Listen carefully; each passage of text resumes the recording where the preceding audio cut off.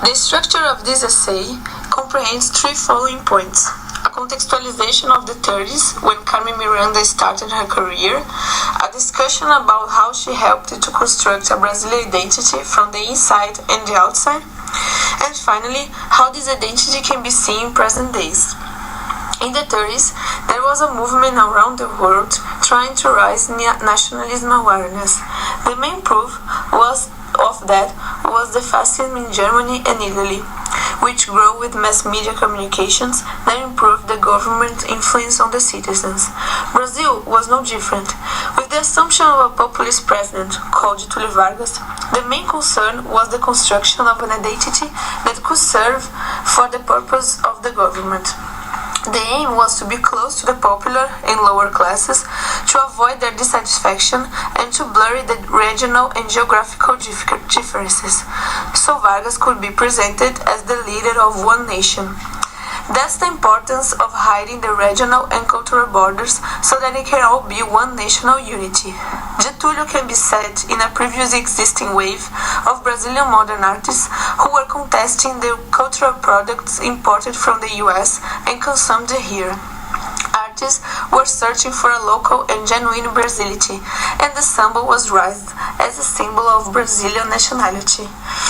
Getúlio was starting to incorporate the cultural manifestations of the popular classes that didn't serve for his national project in order to provide a new characterization. There is a process of negotiation where these social layers were provided with a voice by their cultural manifestation. The football as the official Brazilian sport, the carnival as an official Brazilian party, the samba as the official Brazilian music, and then the baiana as the national symbol. With this, Vargas could manage an adaptation of this social and cultural manifestation into his own project for a Brazilian nation. The samba, for example, was seen as marginalized because made by African American musicians from the peripheral neighborhoods of Rio. But then, as it became recognized by the state, it also got into the censorship of the lyrics and the control of representations. If the sambist was a man seen as lazy, the figure of malandro, who can be recognized in these characters, Zé Carioca, now he becomes a new Brazilian, one that works hard. In this way, to avoid the conflicts with an African-American culture, Vargas incorporated them into the system. Carmen MIranda became a popular singer in the 30s and fitted perfectly for the Vargas government as a new look to samba and to the figure of the baiana. First of all, we need to contextualize Bahia and its historical importance. It comprehends the region where the Portuguese first landed and held the first capital, Salvador, and received the ships with the slaves from Africa. So it became an important focus of the African culture, maintaining certain traditions through vocabulary, dances, religion, outfits, etc. Then, with the French mission that brought painters like Debré, the baiana became a symbol, since it was frequently painted by the artist along with other African slaves in their everyday activities. Due to the migratory flows from the northeast to the southeast, the baiana became a known figure of the new capital, Rio de Janeiro, and became key figures in the rising of samba.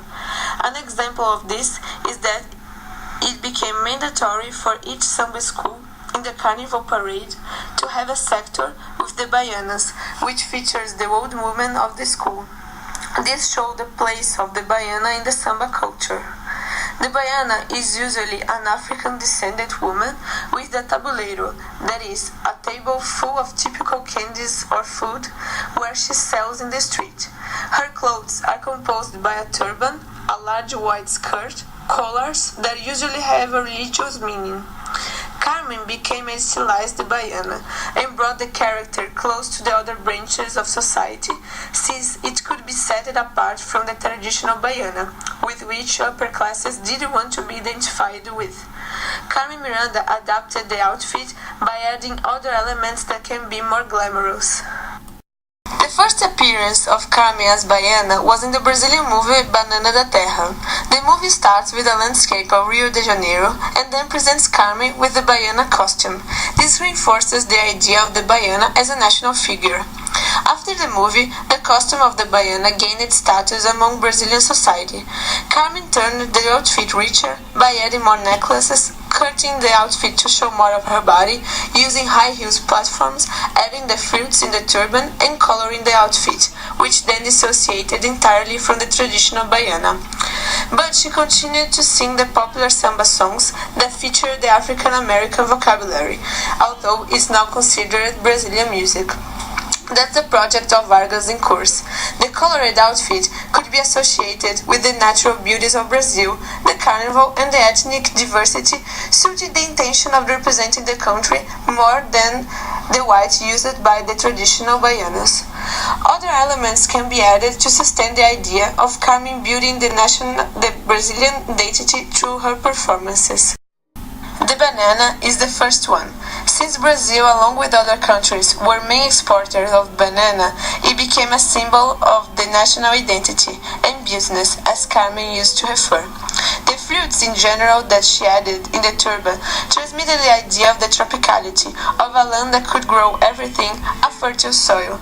It then becomes a supervalorization of Brazilian natural resources, animals, and flora. Along with the baiana suit, it also created the idea of an exotic sexuality. Carmen has a unique style, a facial and corporal expression that seduces the viewer without much movements. She expresses the sensuality usually associated with the Latin American countries, with movements that can be seen in samba but also in rumba and bolero, other Latin American cultural expressions. After Banana da Terra, Carmen was discovered by a businessman from the United States and invited to star some Broadway musicals. Getúlio Vargas helped to pay the trip, and Carmen became a symbol of the relationship between the two countries in the period. With the Second War in progress, it was necessary to maintain the good neighborhood policy, and Carmen was a way to present Latin America as a more homogenized territory and wild, mixed race and outsider. Carmen built a character in the United States. It is said by her biographers that she even emphasized the accent, even though she spoke a perfect English. Carmen MIranda sold an image of Brazil to the world that persists today, even after 50 years of her death. For most critics, she was a caricature of Brazil, but that's the most interesting thing about her as a Brazilian symbol of identity. Even though painted as a caricature, she is what we Brazilians consider as ourselves: underdeveloped, tropicals, crossbreeds, Dionysics. It is said that Carmen's figure of Baiana became even more successful when she was accepted in a North American society. That's one of the most important things that can be said about one Brazilian's identity, the self-esteem that has to be confirmed by others. The colors, the sexuality, the tropicality, the naturality, the carnival, the wildness, these were characteristics Carmen incorporated in her performance to represent Brazilian national identity, and are still in progress. As we can see in the following images, these elements brought by Carmen can either be seen in Brazilians and foreigners' art.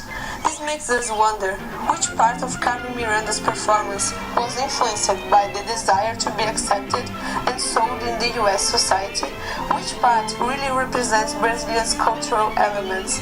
Can we really set them apart? What can be said as national identity in the blurred frontiers brought by mass media communication?